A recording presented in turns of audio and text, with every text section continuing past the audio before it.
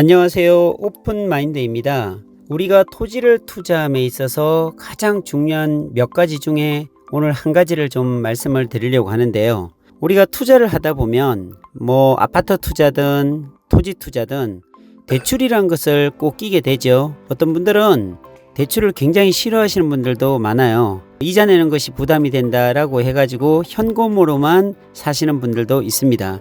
저 같은 경우는 거의 레버리지를 많이 활용을 합니다. 이 대출이라는 레버리지를 많이 활용하다 보면 수익률을 극대화시킬 수 있는 아주 좋은 방법이에요. 지금같이 초금리 시대에는 더더욱더 그렇겠죠. 그래서 오늘은 많은 분들께서 관심을 가지고 계시는 주택담보대출에 대한 이야기를 나눠볼까 합니다. 여전히 내 집 마련이라는 꿈을 가지고 계신 분들이 많으실 텐데요. 지난 4월 말 금융위에서 발표한 가계대출 관리 방안에 따른 내용을 보면 7월부터요 DSR 규제를 확대한다는 내용이 포함되었고, 이것 때문에 사람들마다 여러가지 의견들이 분분했습니다. 안 그래도 집을 사기 쉬운 일이 아닌데 대출 규제로 더 어려워졌다는 것이죠. 집을 사려고 할 때나 부동산 관련 뉴스를 보다 보면 LTV, DTI, DSR이라는 용어들을 많이 들어보셨을 겁니다. 여기서 DSR 규제를 확대한다는 것입니다. 실제로 내 집 마련을 위한 대출의 정도는 꼭 알아야 하는 필수 단계고, 은행에서는 개인별로 돈을 갚을 수 있는 능력을 평가하여 얼마까지 대출을 받을 수 있는지를 정합니다. 그렇다면 오늘은 주택담보대출과 관련하여 LTV, DTI 그리고 DSR이 과연 무엇인지 간단하고 쉽게 알려드리도록 하겠습니다. 먼저 이 용어들이 어떤 의미를 가지고 있는지 보자면, LTV는 우리 집 혹은 구입할 집을 담보로 얼마까지 빌릴 수 있냐, DTI는 연소득을 고려해 얼마까지 대출이 가능한가, 그리고 DSR은 기존 대출을 고려하여 얼마까지 대출이 가능한가를 기준으로 대출 금액이 제한됩니다. 각 포인트인 주택의 가치, 연소득, 기존 대출을 기억하시면 됩니다. 이 중에서 LTV는 주택 가치 대출 비율을 뜻합니다. 금융기관에서 주택담보대출을 신청할 때 담보주택 시세 몇 %까지 대출을 받을 수 있는지를 정하는 비율입니다. 쉽게 말해서 자신이 소유한 주택이 얼마인지 혹은 앞으로 구입할 주택이 얼마인지를 보고 그 가격의 몇 %까지 대출을 해주겠다라는 의미입니다. LTV를 계산하는 방법은 대출 금액을 담보 부동산 가격으로 나누면 됩니다. 쉽게 예시를 들어보겠습니다. 예를 들어 계산하기 쉽게 1억 원의 아파트를 구입한다고 할 때 LTV가 30%라면 대출은 3천만 원, LTV가 40%라면 대출이 4천만 원 나온다는 의미입니다. 이 예시를 보면 LTV가 높을수록 더 많은 대출을 받을 수 있다는 것을 알 수가 있습니다.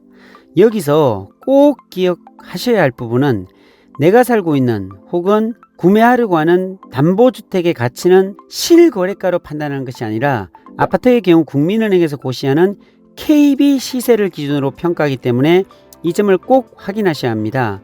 또 한번 예를 들자면 LTV 40%의 4억 원짜리 아파트를 매매한다고 할 때 실거래가는 4억으로 매매하지만 해당 주택의 대출 당시의 평가가 3억이라고 나와 있다면 3억 원 곱하기 40%를 해서 1억 2천만 원으로 대출이 가능하다는 겁니다.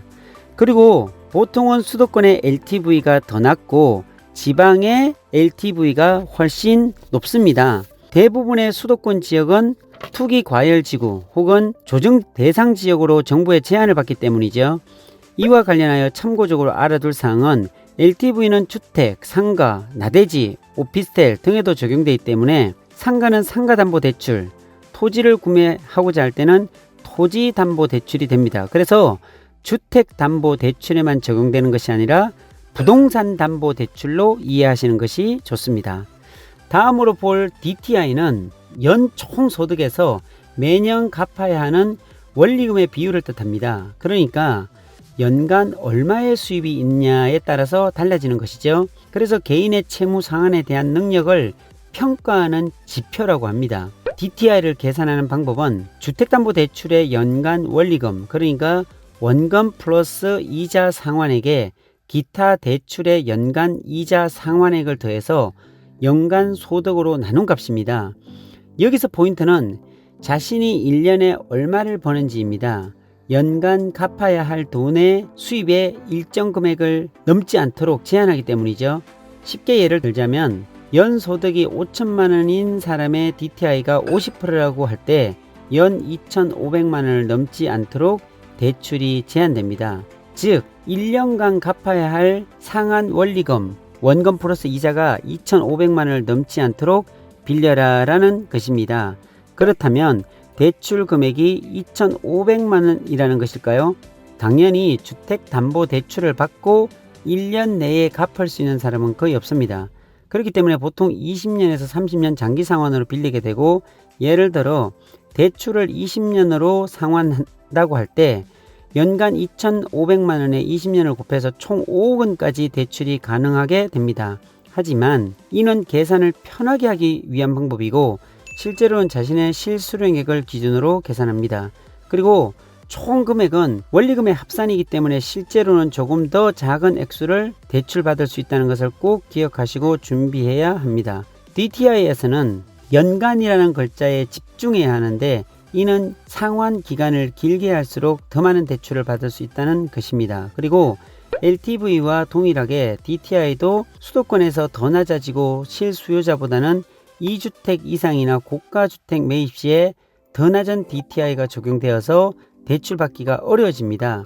여기에 신 DTI라는 개념을 조금 더 보자면 신 DTI는 2건 이상의 주택담보대출을 받을 때 모든 주택담보의 대출 원리금을 합쳐서 심사에 반영하는 것입니다.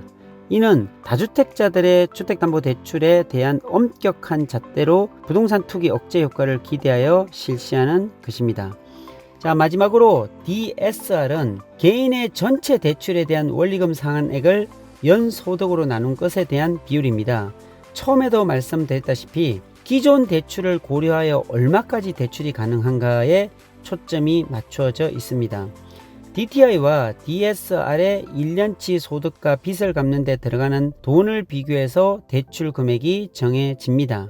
총체적 상환 비율인 DSR을 계산하는 방법을 보면 주택담보대출의 연간 원리금 상환액에 기타 대출의 연간 원리금 상환액에 더하여 연간 소득으로 나눈 값인데요. DTI와의 차이가 무엇인지 보이시나요? 바로 DTI는 주택담보대출의 연간 원리금에 기타 대출의 연간 이자 상환액을 더하여 계산합니다. 주택담보대출이 아닌 기타 대출에서는 원금을 제외한 이자만을 합산하는 것입니다. 그런데 DSR은 주택담보대출의 연간 원리금에 기타 대출의 연간 원리금 상환액을 더한 값이니까 기타 대출에서도 원금이 포함되도록 계산을 하는 것입니다. 그렇기 때문에 DSR이 DTI보다 더 까다로운 제도라고 할 수 있는 것입니다. 이 기타 대출에는 마이너스 통장, 신용대출, 신용카드 미결제액, 자동차 할부금, 학자금 대출 등의 모든 대출이 포함됩니다. DSR이 0%라고 하면 빚이 없다는 뜻이고 DSR이 100%면 벌어들이는 모든 돈을 연간 원리금 갚는 데 다 쓴다는 의미입니다.